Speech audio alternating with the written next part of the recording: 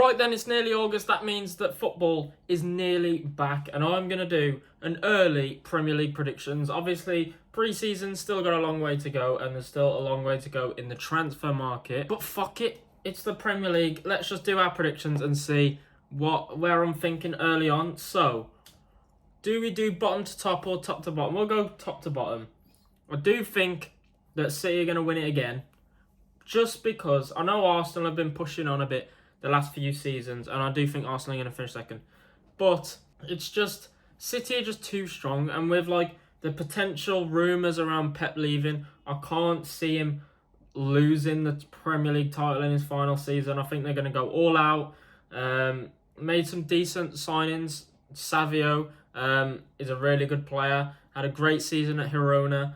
And I think that's the only signing they've made so far. Obviously, there's rumours about Ederson potentially leaving, but I'm not sure he's going to. And I think De Bruyne's more or less confirmed that he's staying as well. They're still the best team in the world. They're still by far the best team in the country, so I think they've got the title wrapped up. As for Arsenal, I do think they'll finish second. I still think the striker issue is still an issue, but I know that Kai Havertz had a pretty decent second half of the season playing there, but I do think they still need an out-and-out striker. They should have really gone for Ollie Watkins from Villa, and especially after his Euros performance. I know he didn't play much, but just the goal that he scored at the angle he scored it just showed that he's just on top of his game right now, and he could have been a massive help to Arsenal. But if they had some cash, Victor Osimhen's available. I know he's probably going to cost over 100 million, but you know, if Arsenal had the cash available, they could definitely have sold players. Like Eddie Nketiah could have been out of the door realistically. They could have sold players like Zinchenko and potentially Fabio Vieira, and maybe looked at getting rid of Thomas Partey and playing Jurrien Timber in midfield, because I don't think that's out of the question, especially when they've just brought in Calafiori, who's a pretty good player. But as for third, I'm sort of torn because it's dependent on whether Slot has a great start to the Premier League or not. I do think it's going to be Tottenham. Now, Tottenham last season, in the first half of the season, one of the better teams in the league, were brilliant. Then they just suffered injury after injury after injury. Udogie went out. James Maddison went out, who was probably their most important key player. But I think they've got Dragasini in, who didn't really play much last season. But I think that back four, at least, if they go to a back five, I think it could work even more. Like Romero, Dragasine, and Van der Ven as a back three. Van der Ven would then have more freedom to sort of push on a bit, use his pace. Then Udogie and Porro is just out-and-out wing-backs. Then you've got Bissouma, you've got Maddison, and then you've got Son potentially playing up front this season. Werner's made his move permanent. I don't think that's a bad deal. I think he played well for Tottenham last season. And I just think that without the injuries last season, they definitely would have made top four. So I think they'll finish third, just because I don't think United are back to the level of finishing in the top four yet. I think I had high hopes of Chelsea before pre-season, but Maresca, I don't know how his football will translate to a big club with big expectations, but that Celtic game where they lost 4-1, their defence was so open, and they still had key players. Like, it's not like they were playing the kids. They looked so open at the back, and I just fear for them defensively this season, especially losing Thiago Silva. You know, he was a 40-year-old man, but he was still a big leader in the back, and at the end of the day, if you lose a man like that, it's not going to be an easy replacement. Hopefully Wesley Fofana can play decent minutes this season, but fourth place, I think I'm going to give to Liverpool, and then Chelsea getting Europe, and then I think Newcastle will have a better season, and then Man United, and then Villa. Do 8 teams get Europe anymore? So 5 will get Champions League. Then is it 2 that gets Europa League and 1 gets Conference League? So that's first, second, third, fourth, fifth, sixth, seventh, eighth. I think that should top 8. Villa, I think, are gonna struggle in the league as more than they did last season. I think as good as they were last season, their 4th place was based off of Newcastle getting a shit ton of injuries and losing Tonali. Man United just being absolutely dreadful. I don't think they'll be much better this year, United. Although they've made some good signings. Lenny Euro's a good signing. Xerxes good striker cover. And they'll have players back from injury. But I just think their manager's so inept tactically that with him, I don't think they'll progress. Newcastle, I think, will have a better season now that their players are fit. If Trippier leaves, I'd fully back Livramento to be a good right-back cover and, make his mark and take his stand in that position. Alexander Isak's getting better every year. Anthony Gordon had a great season last season. I think he'll have another great season this season.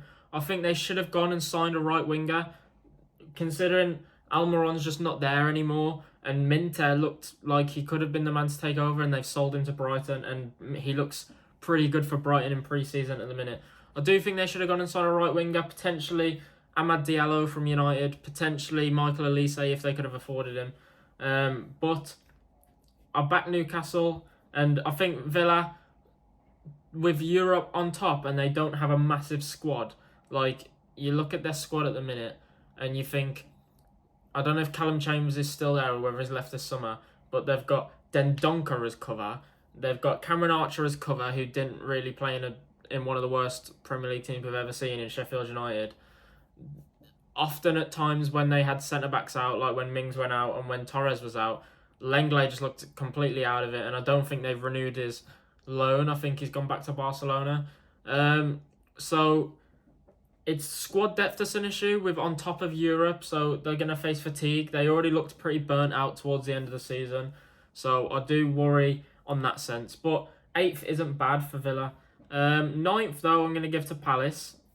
Palace just look good. Glasner looks like he's got them playing proper football, and although losing Elise is a big loss, like one of their best players, Eze is still, again, one of the best players in sort of the mid-table range. Mateta, if he finds his form from last season, could hit 15, 16, 17 goals maybe. Obviously, without Elise, it's yet to be seen whether Mateta can hit that kind of form. But Kamada is a good signing, especially not having to pay a penny for him. The back four looks incredible, even if they could play a 5. But Munoz, especially after Copa America, especially after the back half of the season, looked phenomenal. I'm really excited to watch a full season of Munoz. 10th, I'm going to go Bournemouth. I think they're strengthening well every year, and they've got a relatively young squad that's going to get better every year. Solanke had a great season last season. Players like Kirkes, players like Alex Scott, Zabarnyi, all young lads just going to keep growing and getting better. And I rate Iriola's system as well. He got him playing good stuff, and I know their first season under him was a bit shaky, but I think Bournemouth look like a serious club at the minute, and I rate them. As for next, I think Everton. Everton could be 10th, but I think they'll finish 11th without the deduction this year. Played some good stuff under Dyche, but it's just English football. They'll play as much as they can under Dyche. But defensively, one of the best teams in the league. I think they kept the most clean sheets. Actually, no, I think Raya got the golden glove in the end, but Everton were very close. Good back line. They've managed to keep all the Branthwaite at the moment. I don't think United are going to go in for him now with Euro joining the club as a left-footed centre-back. They won't need a third one, especially with Martinez already there. They've got a good team, so Patterson hopefully nails down right back this season over Coleman, who's getting on now. Mikolenko, Branthwaite, Tarkowski had a good season last season, Pickford in goal. Losing Onana is a big deal, and I know that Everton fans don't think it's a big deal, but it is, especially when your midfield consists of Decore and Idrissa Gueye. Idrissa Gueye is like 34 now, and Onana was supposed to be the future of the club in midfield, being only like 24 or 25. It is a big deal, and especially the striker issue I think is a big deal. Beto looks awful, and Calvert-Lewin is never fit. So they haven't really got a striker at the minute. So I do think they'll finish 11th just because their football gets results. Not towards the back end of last season, but if they recapture their first half season form, they'll be okay. Moving on then, I think Wolves are next. Relegation battle, where do I call this? So that's 9th, 10th, 11th, 12th. I'll call 14th to 17th relegation, I guess. So Wolves, I don't think will be dragged into a fight this year. I think, is it O'Neill that they've got? He was all right. Wolves looked okay. Pedro Neto, Mateus Cunha are just good enough players to keep you away from the drop. I did predict Wolves to go down last year after the whole financial issues and, losing their manager just before the season started. But they looked alright last season. They looked hard to beat at home. They took results. They took points off Arsenal and Man City at home, I'm pretty sure. So if they turn the Molineux into a bit of a fortress, the absolute scumbags, then I guess they'll be okay in finishing like 12th. 13th, I'm going to give to West Ham. Actually, I'm going to swap these two around. West Ham to finish above Wolves, I think. So the Paqueta situation is a bit shaky. I don't know where he stands, but I'm pretty sure he's playing this season the whole way through, and then it gets heard for next year. But we'll see where they are in that case. But West Ham have got a good enough team to finish pretty high up. I don't think they'll finish above Everton because they're getting a new manager in. It's been a long time since they've not played under David Moyes. So they might be under a bit of a transitional period, not made many signings, which I think they should have. But Kudus, Bowen, Paqueta, they're players that are going to get you up the table realistically. They're probably a bit too good to play for West Ham. But I think losing Ben Johnson is not... It's Ben Johnson. It's not damaging. But at the end of the day, he's a young fullback that was really your only cover for Vladimir Soufal. And if he gets injured, who plays there? But I'd need to see more from West Ham in the transfer window. But at the minute, I think they're there. Next is Brighton. So 14th. That's 13th. 9th, 10th, 11th, 12th, 13th, 14th. Brighton.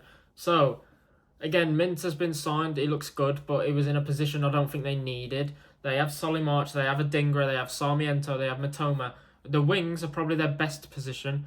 Barco, I hope that will play better with the injury of Estupinan. We know that he's talented. We know that he's got potential. The back line, Dunk is still a great centre-back for this level at the end of the day. Webster, I don't know if he's still playing there. Verbruggen, once he's back from injury, is a class goalkeeper. We saw at the Euros with Netherlands how good he is in goal. João Pedro should get more minutes this season. I think they should finally move away from Danny Welbeck and make Evan Ferguson the future of this club before he wants to go somewhere else. Because that boy's talented and he just needs permanent minutes and not being second fiddle to Danny Welbeck. But Brighton will be alright, I reckon. Next, I think, is Forest. So, they've been a bit shaky in recent years, but they're getting better. Their defensive numbers last season were great. It's just they conceded a lot of set pieces. They look to have rectified that, brought in a big centre-back and a 6'8" goalkeeper in Carlos Miguel. So I think they'll be alright, and I think they've got the players to steer them a bit away from a relegation battle, but these teams I'm not convinced by. Next, Ipswich.